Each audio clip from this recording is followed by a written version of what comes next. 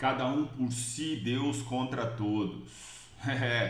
Talvez a gente pudesse ter aí uma epígrafe do Brasil atual nas palavras do jornalista Fernando de Barros e Silva, um texto muito interessante da revista Piauí, intitulado Última Chance. E daí, como subtítulo, se houver, claro, a pretensão de sermos ao menos um arremedo de nação.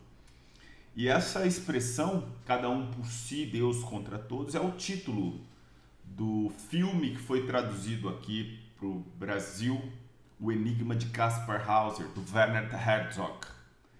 E o título em alemão, Jeder für sich und Gott gegen alle, que é exatamente essa ideia de cada um por si, Deus contra todos. Vocês devem conhecer este conhecido filme, O Enigma de Caspar Hauser, e quem não conhece, fica aqui a recomendação, porque não vai ter aqui spoiler do filme para você conhecer, quem não conhece, mas sim a ideia de qual é a discussão em torno do que é o normal, ou o que faz a medicina do tempo daquele filme em relação a criar uma versão sobre como resolver um problema de alguém que é um gênio. Caspar Hauser, afinal de contas, não passou pelos bancos escolares, mas resolve problemas complexos. E o problema mais complexo do filme eu vou aqui revelar. Então, se você tem interesse, não assista o nosso vídeo a partir de agora. Pare. Mas antes de parar, deixa seu like, seu comentário, seu dislike, alguma coisa. Acontece o seguinte, e aí eu vou aqui fazer uma paráfrase, usar em outras palavras, falar das minhas palavras o que aparece lá no filme. Há uma conversa com um professor de lógica, e justamente eles estão querendo saber das habilidades intelectuais do Caspar Hauser, depois que foi, enfim, acolhido por uma família. E o problema que o professor de lógica coloca para ele só se pode resolver pela lógica a partir do princípio da não contradição. E Caspar Hauser resolve de outra maneira. E aí o enigma é o seguinte: há uma pessoa, um viajante que está numa determinada estrada e ele está parado, mas há duas estradas que está vindo alguém e você não sabe se a pessoa que está vindo da estrada A ou B.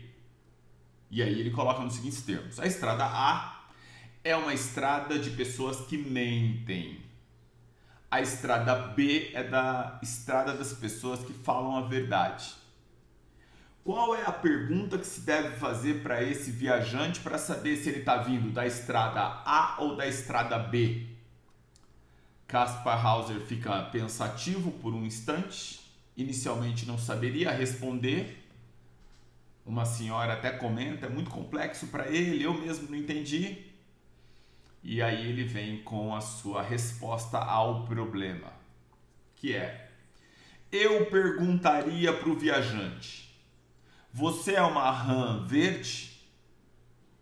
Se o viajante disser que sim, eu saberei que ele estará mentindo, afinal de contas ele não é uma rã verde.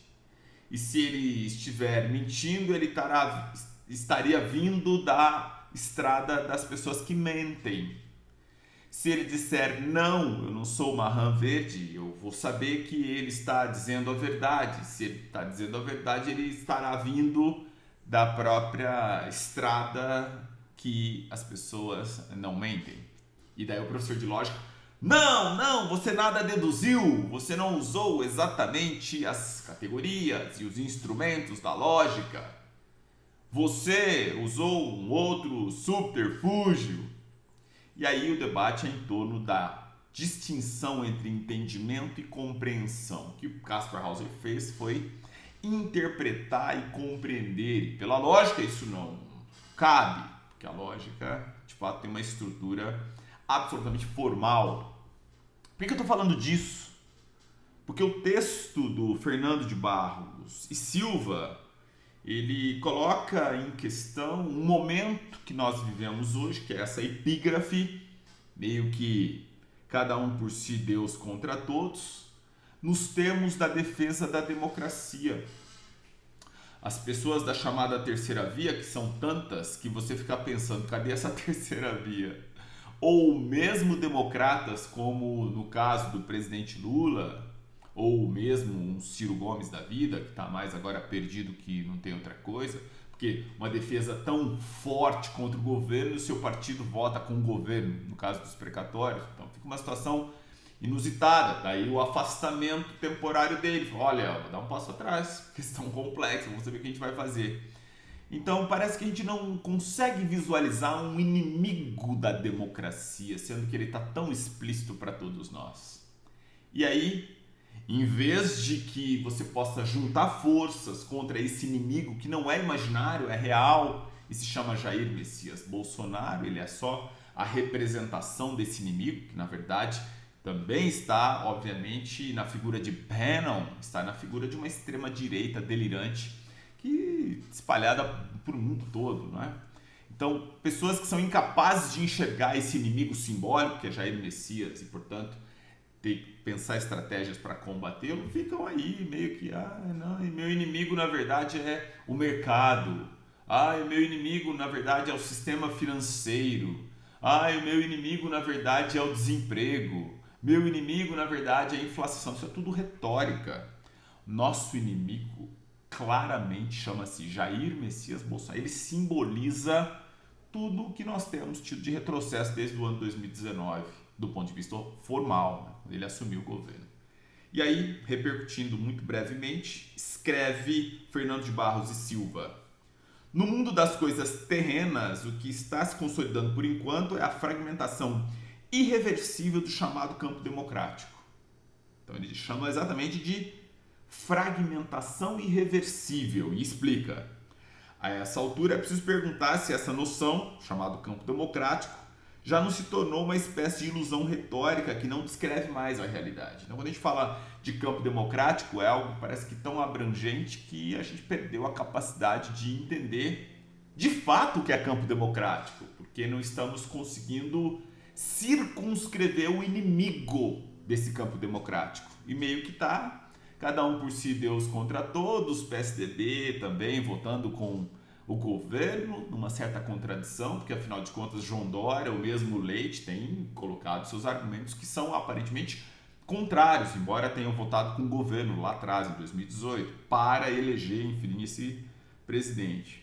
As forças que formaram o continente político das últimas 3 décadas agem como se fossem ilhas e estão em guerra entre si, como se não houvesse, e na prática dizem que não há um inimigo comum, um adversário da democracia a ser combatido. Então, essa reflexão aqui do Fernando de Barros e Silva ela é interessante para que a gente perceba o seguinte: há um inimigo da democracia neste momento no nosso país ou não?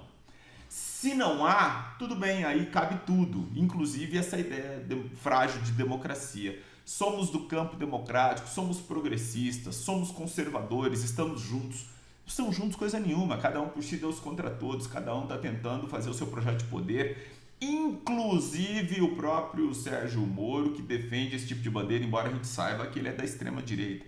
Inclusive Deltan Dallagnol, que sai do Ministério Público agora e vai para a política, mas nós sabemos também que ele é de extrema direita. Então, no fim, nós estamos com, diria que, nuvens muito confusas em que no mesmo espectro, aspas, chamado democrático, você tem uma série de pessoas reacionárias. Deltan, Sérgio Moro, o próprio Dória, embora ele tenha sido muito assertivo em relação à vacina, eu reconheço isso, do ponto de vista da sua compreensão do papel da segurança pública, ele também defendeu algumas questões muito tipicamente do Bolsonaro. Tanto que em 2018 nós tivemos um Bolsodória.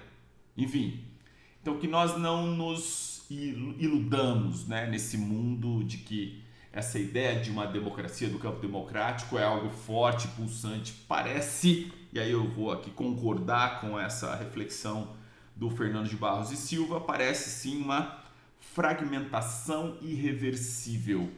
Irreversível porque não conseguimos puxar de volta para um tempo da ditadura militar em que sim se conseguiu de fato entender que havia um inimigo. E aquele movimento pelas diretas já ele foi o significado de direita e esquerda contra aquele inimigo que era o opressor, capitaneado naquele momento pelo sistema, pelo regime. E hoje, o simbólico daquele regime é Jair Messias Bolsonaro. Samuel Mendonça, dê seu like, seu dislike, seu comentário, fale o que pensa, escreva o que pensa aqui, você é livre para pensar o que pensa, obviamente. Aliás, em todos os lugares, né?